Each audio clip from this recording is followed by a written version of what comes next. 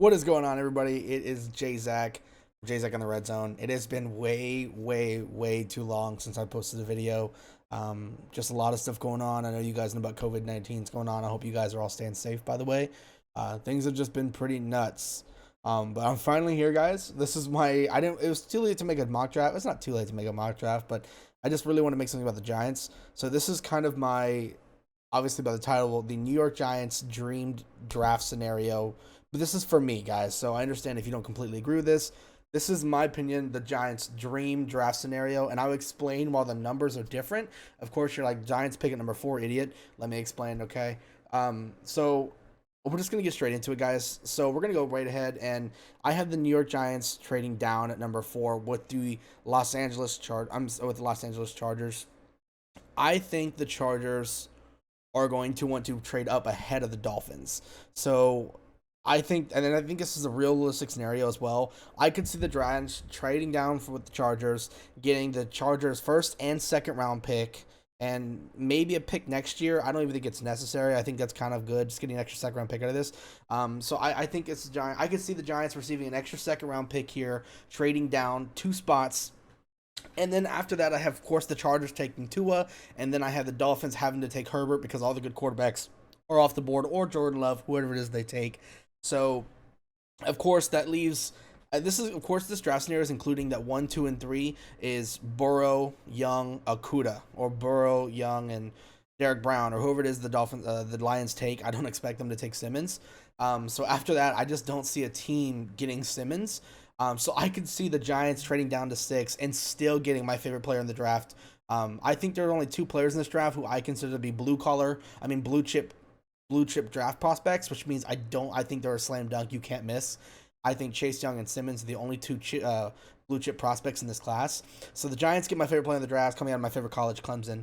And then I have, of course, number 27. I had the Giants trading up with the Seahawks. The Seahawks love trading their first round pick. So this year, I think the Giants could easily trade up, giving the second round pick we acquire from the Chargers and maybe a third round pick next year. I think that's enough to go from 30, I think it's 34 all the way up to 27. I think that's enough. So we give them the second round pick that we got. The Seahawks get an extra pick this year, and then of course they get a pick next year, third round pick next year. So I would even be okay with getting a second round pick next year and the second round pick we get from the Chargers as well. But let's get into who I chose, and that's Matt Peart, offensive tackle out of Connecticut. Nobody's talking about Matt Peart. Matt Peart is my fourth favorite tackle on the board. Not on the board. Fourth favorite tackle in this class. I think the tackle class is phenomenal. My tackle class goes, and my top 5 tackles go Thomas, Wills, Wirfs, Peart, Jack Driscoll, and then Mekhi Becton. I love Matt Peart, guys. I don't think he's as good as Thomas, Wills, and Wirfs, but I think he could be a solid tackle for years upon years. You don't have to worry about him. I think he'll go toe to toe with those highest edge rushers, but of course he's not going to shut them down.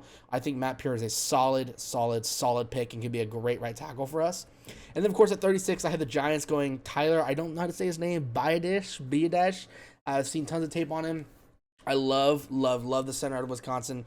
Tyler's just awesome. And my favorite part about this whole draft class is the first 3 picks. Like, if I just hear those first 3 picks, I'm already crying happiness because we got our tackle, we got our center, and we got Isaiah Simmons. It just, wow. So I think that pick speaks for itself. And then at pick 99, I have Anfernee Jennings, the edge rusher out of Alabama, dropping to us. Somebody who kind of reminds me of Lorenzo Carter, not in the fact that he's super athletic, but in the fact that he's a little raw and needs some coaching. I think he kind of fits into that whole O'Shea and Zimenez, Lorenzo Carter thing we have going on.